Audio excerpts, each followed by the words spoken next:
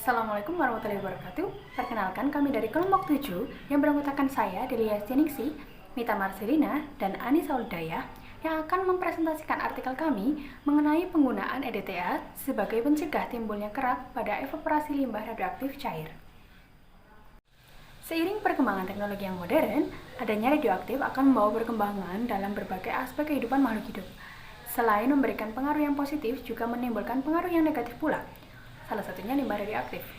Pengelolaan limbah radioaktif dilakukan untuk melindungi keselamatan masyarakat dan lingkungan hidup terhadap bahaya radiasi. Salah satunya adalah menggunakan proses evaporasi. Lantas, apa itu evaporasi? Menurut Wijaya 2010, evaporasi adalah sebuah proses yang memiliki tujuan untuk memekatkan suatu larutan yang terdiri atas zat pelarut yang volatile dan zat terlarut yang non-volatile. Ada beberapa faktor yang dapat mempengaruhi suatu proses evaporasi sebagai berikut. Yang pertama ada luas permukaan bidang kontak, tekanan, dan karakteristik zat cair seperti konsentrasi, pembentukan busa, kepekaan terhadap suhu, dan kerak. Selanjutnya ada evaporator. Mekanisme kerja suatu evaporator adalah panas yang dihasilkan oleh alat pemindah panas, kemudian berpindah pada bahan sehingga suhunya akan naik hingga mencapai titik didih. Uap yang dihasilkan masih dapat digunakan atau dapat disuplai sehingga tekanan uap dapat terjadi peningkatan. Terdapat 3 bagian dalam evaporator, antara lain 1. Alat pemindah panas, yang kedua alat pemisah, dan ketiga alat pendingin. Kita akan membahas tentang limbah radioaktif. Nah, apa sih limbah radioaktif itu? Limbah radioaktif adalah jenis limbah yang mengandung atau terkontaminasi radionuklida pada konsentrasi atau aktivitas yang melebihi batas yang diizinkan yang ditetapkan oleh Badan Pengawas Tenaga Nuklir. Berdasarkan bentuk fisiknya, limbah radioaktif terbagi menjadi limbah padat, cair, dan semi cair. Limbah radioaktif cair adalah limbah yang berbentuk cairan, dapat berasal dari air cucian peralatan yang terkontaminasi atau cairan zat radioaktif yang sengaja dibuang. Khusus untuk limbah radioaktif cair ini, dapat digolongkan lagi sesuai dengan tingkat keracunan radionuklida dan aktivitas yang dikandungnya. Yang pertama, kadar tinggi atau high level liquid waste. Yang kedua, kadar rendah atau low level liquid waste. Yang ketiga, ada kadar sedang yaitu medium intermediate level liquid waste. Selanjutnya ada mekanisme pembentukan kerak. Pembentukan kerak merupakan suatu proses pengkristalan yang kompleks. Kecepatan pembentukan lapisan awal kerak dan kecepatan pertumbuhan yang berikutnya ditentukan melalui interaksi dari beberapa kecepatan proses. Yang pertama nukleasi, kemudian difusi, reaksi kimia, dan kesesuaian pola geometris molekul-molekul dan atom-atom kristal kerak, dan lain-lain. Berikutnya adalah mekanisme pencegahan kerak. Mekanisme pencegahan kerak meliputi berikut ini. Nah, yang digunakan pada penelitian kali ini adalah sequestration yang didefinisikan sebagai pembentukan senyawa kompleks terlarut dari logam.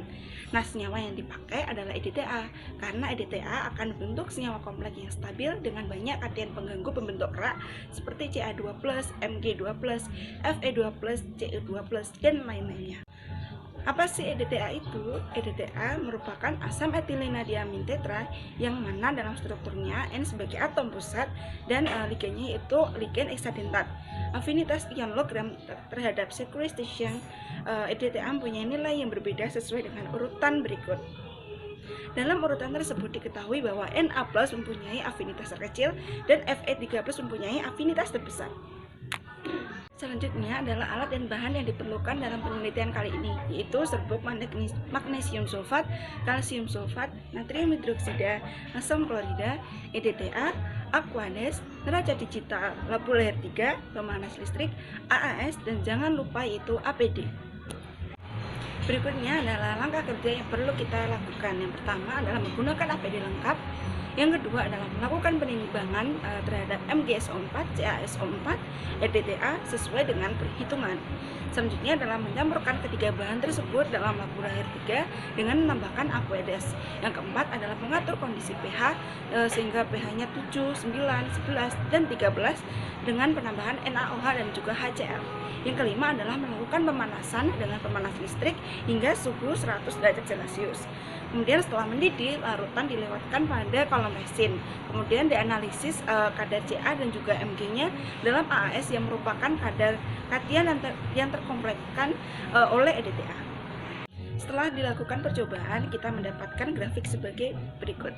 Dan dapat disimpulkan bahwa semakin lama waktu evaporasi, jumlah ion terkomplekkan naik karena kesempatan untuk reaksi makin banyak jumlah ion Ca dan Mg yang bereaksi dengan EDTA.